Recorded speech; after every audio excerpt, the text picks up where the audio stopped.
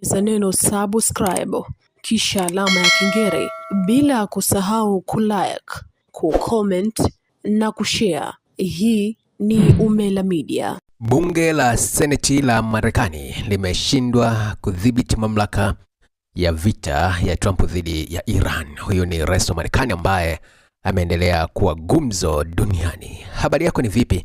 Popote pale ulipo duniani, naamini kwamba uko sawa na unaendelea na majukumu yako kama ilivyo kawaida.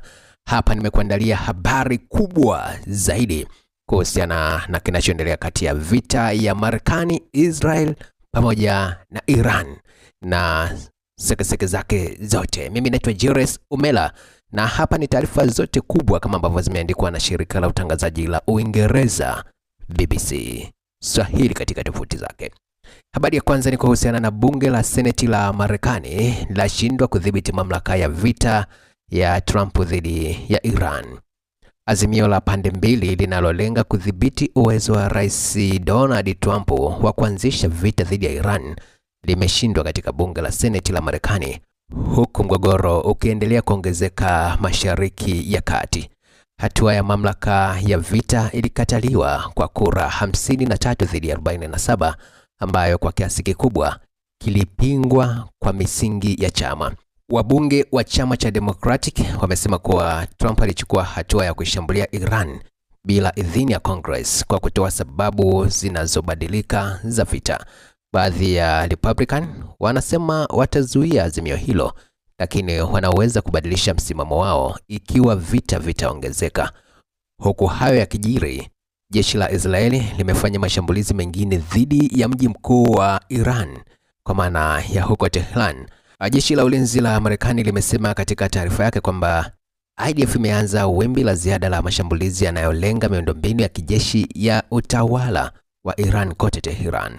Jeshi hilo halikutoa maelezo zaidi kuhusu eneo mahususi, lakini inasema maelezo zaidi yatafuata.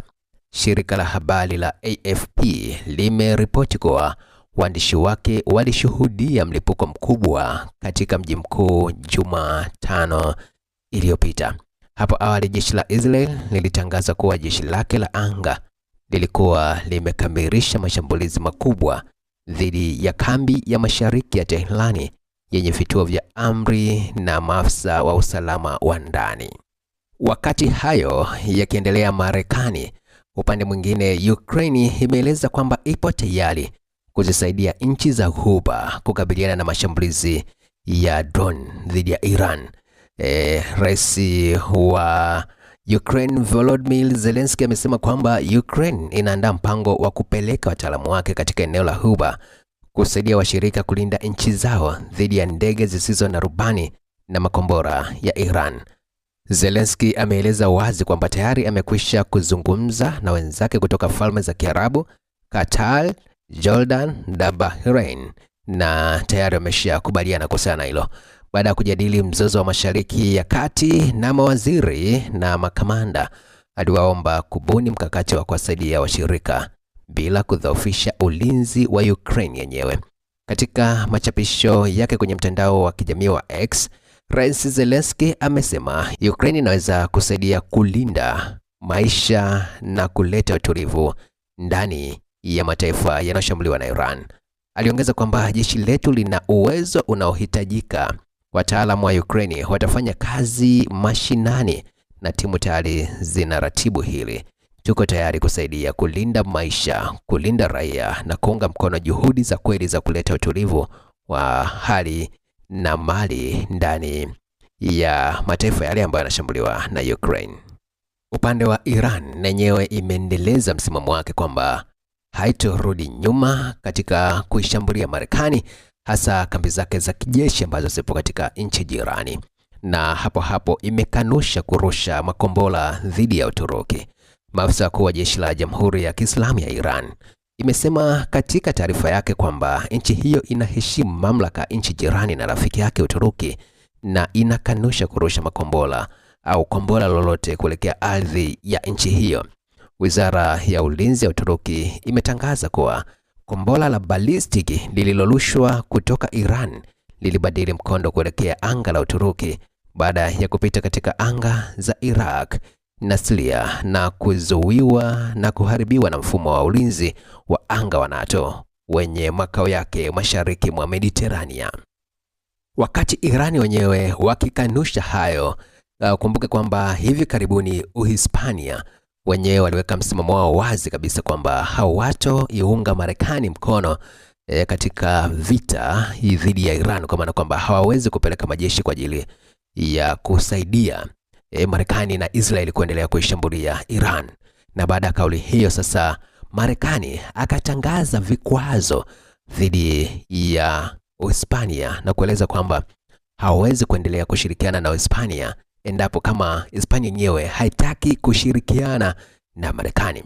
Sasa Uhispania yenyewe imekuja kujibu tishio la Trump kuhusu kusitisha biashara na kuiwekea vikwazo. Sasa waziri mkuu wa Uhispania Pedro Sanchez amepinga vikali tishio la rais wa Marekani Donald Trump la kusitisha biashara na nchi hiyo kwa kurejelea msimamo wake dhidi ya vita na kile alichokiita ukiukwaji wa sheria za kimataifa.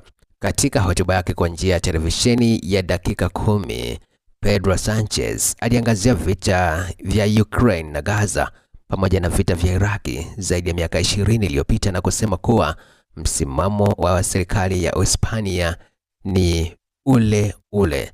Trump alitishia kuiwekea vikwazo Hispania vya kibiashara kwa kukataa ombi la Marekani kutumia vituo vya pamoja vya Maron na Lotafol kushambulia Iran. Trump alisema kwa msisitizo kwamba Uhispania imekuwa mbaya wakati wa mkutano na kansela wa Ujerumani Friedrich Merz. Tutasitisha biashara yote na Hispania. Hatutaki kufanya lolote na Hispania, Trump aliongeza. Kansela wa Ujerumani Friedrich Merz baadaye alisema kuwa alimwambia Trump waziwazi kwamba angeweza kufanya makubaliano ya kibiashara na Ujerumani au Ulaya yote, lakini sio na Hispania.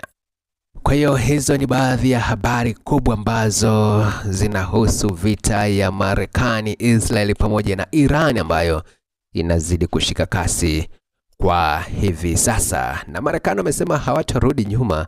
Hali kadhalika Irani na wenyewe wanaeleza kwamba kisasi lazima kilipwe na Marekani na Israeli lazima wajute kwa kile ambacho wanakifanya kwa hivi sasa.